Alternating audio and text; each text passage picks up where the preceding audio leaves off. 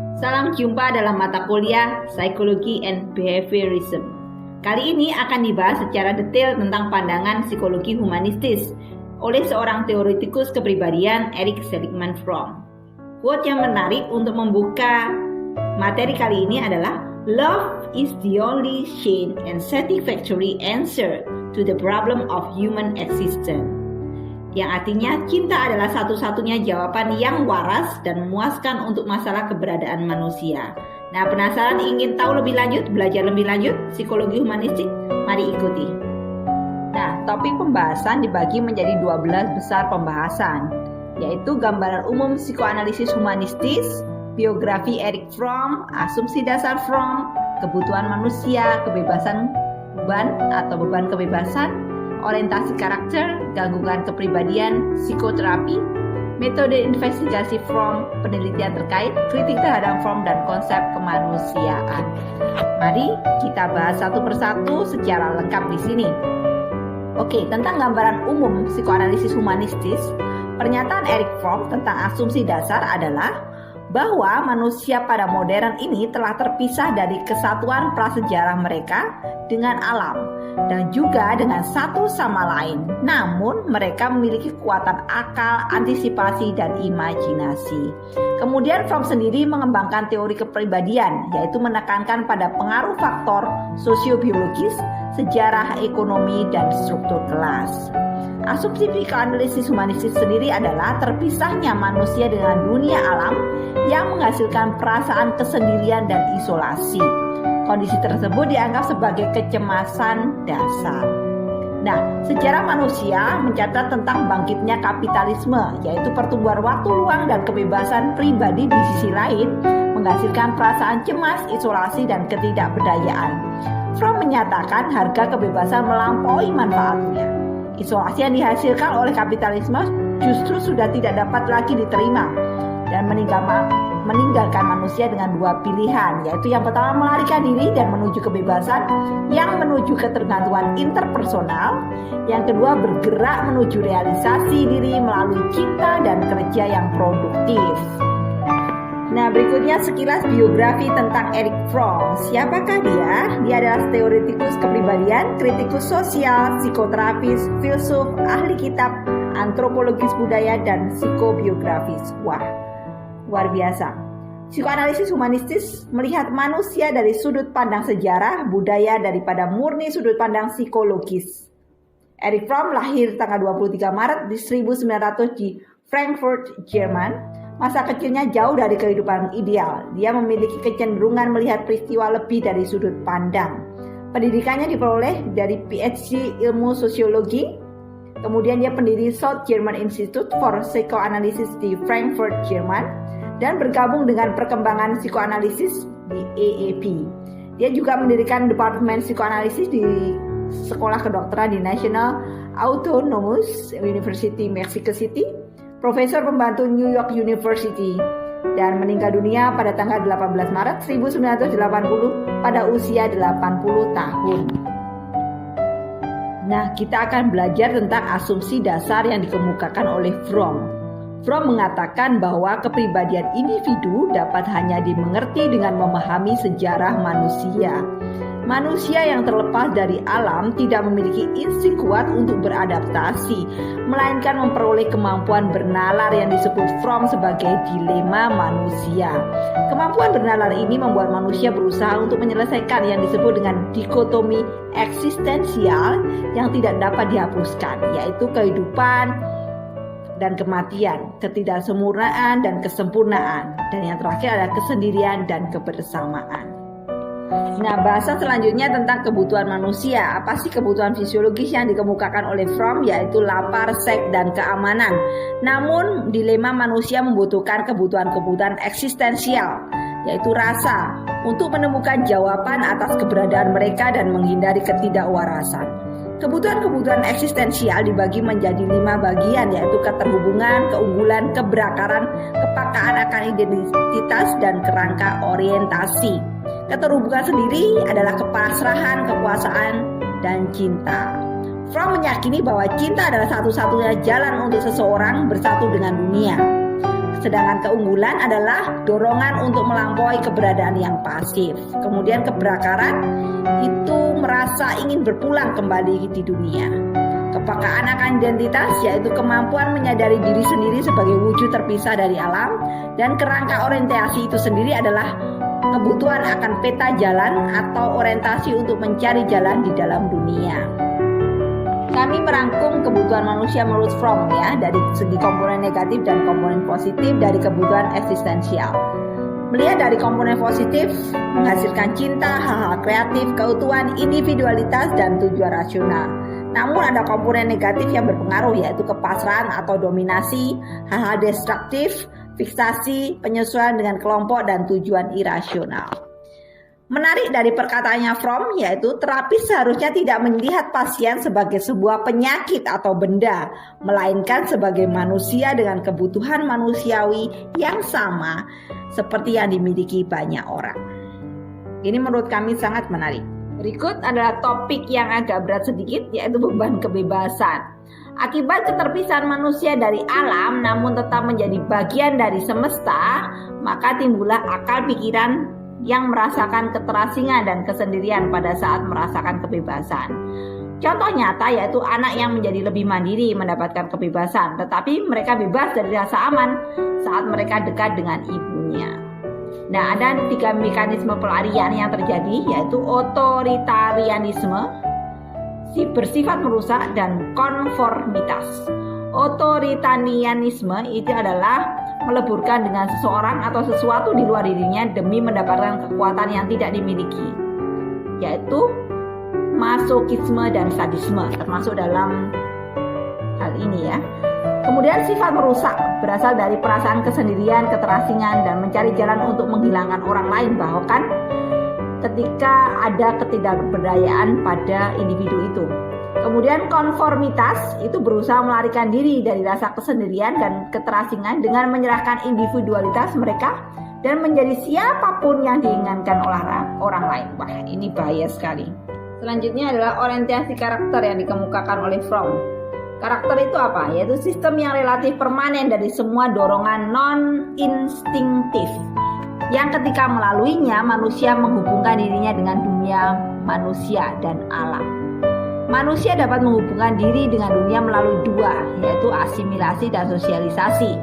Secara umum manusia dapat menghubungkan dirinya dengan hal atau orang lain juga secara non-produktif dan produktif. Non-produktif itu apa? Bersifat reseptif, eksploitatif, menimbun objek dan memasarkan atau menukar sesuatu. Tetapi jika produktif adalah bekerja, tipe mencintai, dan tipe bernalar. Fromm sendiri telah melakukan riset tentang gangguan kepribadian dan membahas 3 gangguan kepribadian yang sangat berat ya, yaitu nekrofilia, narsisme berat, dan simbiosis incest. Kalau nekrofilia itu berhubungan dengan ketertarikan akan kematian, di mana dia membenci kemanusiaan ya, misalkan rasis, penghasut perang, dan preman. Jadi mereka itu orang-orang yang menyukai pertumpahan darah, kehancuran. Sedangkan narsisme berat adalah ketertarikan akan tubuh sendiri, seperti yang halnya mereka memiliki penampilan fisik, ya, harta, dan mereka pikir itu adalah sangat hebat, ya. Kemudian simbiosis incest, yaitu bentuk berlebihan dari fiksasi terhadap ibu lebih umum dan lebih baik, di mana mereka menjadi tidak terpisahkan dengan inangnya, sehingga jadi diri mereka sendiri menjadi hilang. Itulah 3 gangguan kepribadian yang berat menurut Fromm. Ini adalah topik yang paling menarik di antara topik-topik yang lainnya, yaitu psikoterapi. Tentunya kita tertarik semua ya dengan hal ini. Fromm dengan sistem terapi sendiri, yaitu psikoanalitis humanistis, yaitu aspek interpersonal lebih diutamakan daripada pengalaman terapeutik ya. Fromm meyakini bahwa tujuan terapi adalah agar pasien itu sendiri mengenal dirinya sendiri sehingga bisa mengetahui orang lain. Fromm juga berpendapat bahwa pasien melakukan terapi untuk mencari kepuasan akan kebutuhan dasar manusia mereka, yaitu kebutuhan eksistensi. Menurut Fromm, terapis harus terhubung atau berhubungan dengan ini ya, sebagai manusia dengan manusia lainnya dengan memfokuskan dan ketulusan penuh, di mana pasien akan sekali lagi menyatu dengan orang lain. Itu kesadaran yang harus dimiliki oleh terapis. Dan untuk salah satu caranya terapi, Fromm menggunakan metode ini. Jadi sebagai bagian dari usahanya, Fromm meminta pasien mengungkapkan mimpi-mimpi mereka dan meminta asosiasi pasien terhadap materi mimpi. Seperti misalnya api dapat menyembuhkan kehangatan dan kematian bagi orang yang berbeda. Gitu ya. Ini hal yang terpenting, yaitu metode apa investigasi yang dilakukan oleh Fromm ya. Tentunya kita mau tahu semuanya. Fromm mengumpulkan data dari banyak sumber seperti psikoterapi, antropologi budaya, dan sejarah kejiwaan. Fromm juga menggunakan alat penelitian, yaitu wawancara ekstensif, laporan mimpi, kuesioner terperinci, dan 2 teknik proyektif, yaitu tes noda tinta Rorschach dan tes apersepsi tematik. Jadi Fromm ini meneliti tentang ini, mengetengahkan secara tingkat kajian tentang kehidupan sebuah desa di Meksiko dan analisis psikobiografinya terhadap Adolf Hitler. Kita semua tentunya mengenal Adolf Hitler dan karakternya ya. Jadi karakter sosial sebuah desa di Meksiko, Fromm bersama timnya mempelajari karakter sosial di Chilliwack. Agak sulit ini spellingnya. Desa 50 mil dari selatan Mexico City. Ada 162 kepala keluarga dan 800 penduduk. Mereka digambarkan sebagai egois, curiga, dan memiliki motif satu sama lain. Pesimis dalam masa depan dan bersikap pasrah pada nasib. Nah, karakter orientasi penasaran tidak ada pada petani di desa ini. Sedangkan yang paling umum adalah tipe reseptif atau non-produktif, menimbun produktif, dan eksploitatif produktif. Nah, secara umum Fromm dan Macoby menyatakan kemiripan yang luar biasa antara orientasi karakter di desa Meksiko dengan orientasi teoritis yang dinyatakan oleh Fromm sendiri beberapa tahun sebelumnya.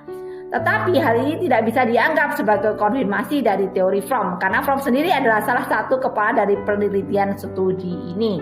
Dari studi yang dilakukan oleh Fromm bersama timnya, dia menyimpulkan bahwa Hitler ini memiliki kombinasi nekrofilia, narsisme berat, dan simbiosis incest.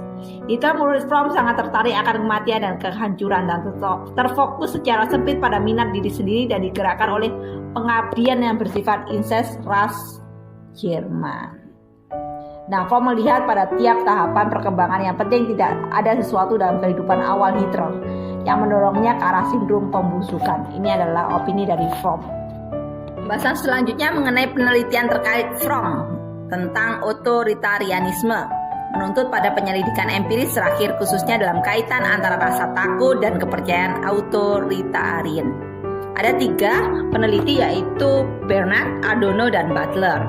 Bernard fokus pada kerendahan kultur dan kesejahteraan, dan Adorno fokus pada otoritarianisme dan rasa takut. Butler mengkonfirmasi gagasan Fromm bahwa perasaan ketidakberdayaan disebabkan oleh keterasingan terhadap masyarakat modern yang bebas yang mengarah pada ketertuntukan otoritarian. Tidak semua orang, filsuf atau sosiolog atau siapapun yang berkecimpung dalam sosiologi atau psikologi setuju tentang pendapat Fromm ini, karena Fromm cenderung menggunakan pendekatan global untuk susunan teorinya. Nah, ada beberapa dari sudut pandang ilmiah yang harus dilihat bagaimana gagasan-gagasan Fromm mengenai ke-6 teori yang berguna. Yang pertama adalah istilah-istilah Fromm yang tidak jelas dan samar menjadikan gagasan-gagasan tidak dapat dijadikan generator penelitian empiris. Yang kedua, teori Fromm terlalu filosofis untuk dapat dibenarkan atau diverifikasi. Yang ketiga, teori Fromm ini kemungkinan untuk mengorganisasi dan menjelaskan banyak hal dikenal sebagai kepribadian manusia, tetapi masih kurang memiliki ketepatan menyebabkan sulitnya prediksi dan mustahilnya pembenaran. Dan yang keempat adalah sebagai pemandu tindakan. Nilai esensial tulisan Fromm terlalu mendorong pembaca untuk berpikir produktif, tetapi tidak ada informasi praktis dan isi sendiri dari Fromm.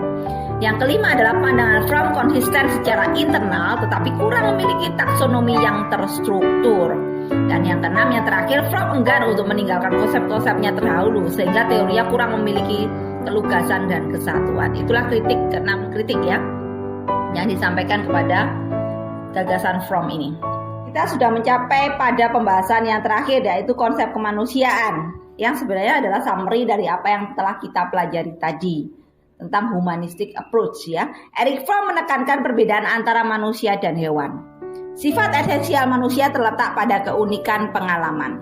Fromm juga meyakini bahwa hanya manusia sadar akan diri mereka sendiri dan keberadaannya. Pandangan Fromm ini terhadap kemanusiaan terangkum semua dan definisinya akan spesies, yaitu primata yang muncul ketika titik evolusi determinisme instinktif telah mencapai minimum dan perkembangan otak maksimum. Nah, kelangsungan hidup manusia terbayar juga dengan harga kecemasan dasar, kesendirian, dan tidak keberdayaan. Pada kelanjutan konsep kemanusiaan akan dibahas pesimisme dan optimisme Fromm, di mana pesimisme Fromm bahwa sebagian besar manusia tidak mencapai kesatuan kembali dengan alam dan orang lain, dan optimisme Fromm menyatakan sebagian orang akan mencapai kesatuan kembali, oleh karena itu ia menyadari potensi kemanusiaan mereka. Dalam pilihan bebas versus determinisme, Fromm mengambil posisi tengah yang menyatakan bahwa persoalan ini tidak dapat diterapkan pada seluruh spesies. Dalam dimensi kausalitas versus teleologi, Fromm agak cenderung memilih teleologi. Fromm tidak melihat ada motivasi bawah sadar versus bawah sadar. Dalam pengaruh sosial versus pengaruh biologi, Fromm menganggap bahwa pengaruh sejarah, kultur, dan masyarakat itu lebih penting daripada pengaruh biologi itu sendiri. Fromm menempatkan penekanan moderat pada kesamaan antara manusia. Ia juga memberikan ruang untuk individualitas. Hal yang paling menarik dari seluruh presentasi ini adalah tujuan dari psikoterapi Fromm, yaitu untuk mencapai kesatuan dengan pasien sehingga mereka bersatu kembali dengan dunia. Sebagai closing atau penutup dari rangkaian materi pembelajaran ini, ada quote yang thoughtful tentang cinta dari seorang Erich Fromm. Imagine love says, I love you because I need you. Imagine love says, I need you because I love you. Akhir kalimat, setujukah Anda dengan pandangan Erich Fromm? Kami Ahmad Imron, Jutnova Elita, Grace Elizabeth, Maria Harsono, Ridwan, dan Toto Surata senang sekali menyampaikan materi yang luar biasa ini. Sampai jumpa, semoga bermanfaat.